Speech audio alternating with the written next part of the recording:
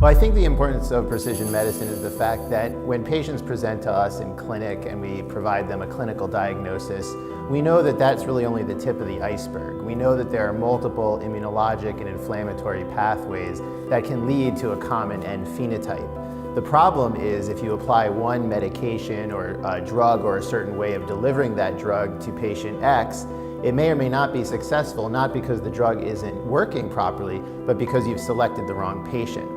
So then the question becomes, how do you select patients for certain therapeutics, and how do we apply this quote-unquote precision medicine? Historically, what we've tried to do is take tissue biopsies and study, for example, cytokine pathways and various molecular pathways that are up or down regulated, comparing diseased patients to non-diseased patients. However, in order to do that from a tissue sample, that's an invasive procedure, and what we've found in looking at the studies is that many of the patients who have had these types of procedures have had a tremendous amount of medical interventions before the biopsy has been performed. They're oftentimes intraoperative biopsies, so they've had anesthetics, they've had steroids and so forth, and we don't really know how those affect these tissue-based biomarkers.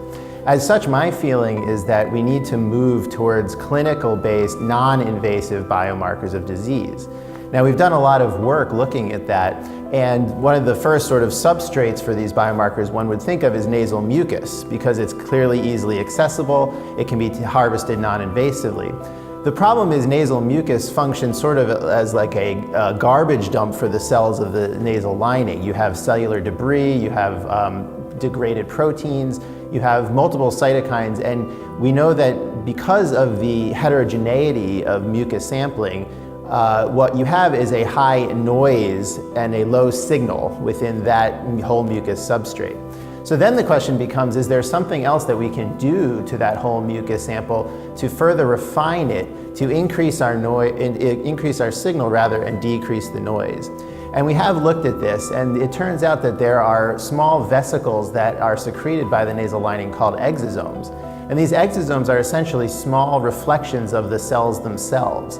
So you have a lipid bilayer that contains nucleic acids and proteins that are reflective of the cell. And we've looked at these exosomes using proteomic analysis, and it turns out that you can select patients and their disease endotype by just simply looking at the exosomes. And these exosomes far outperform whole mucus as a form of biomarker and biosignature analysis. And so I think, coming back to the original question, how do I think we apply precision medicine in these patients?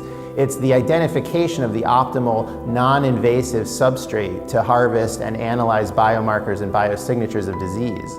The other benefit of this is that we can now, in doing so, not just sample patients at a single time point, but sample them serially over time, and therefore we can use this not only as a diagnostic for the presence of disease, but also we can use this to track therapeutic responses. And so I think those are really the keys for the future of precision medicine.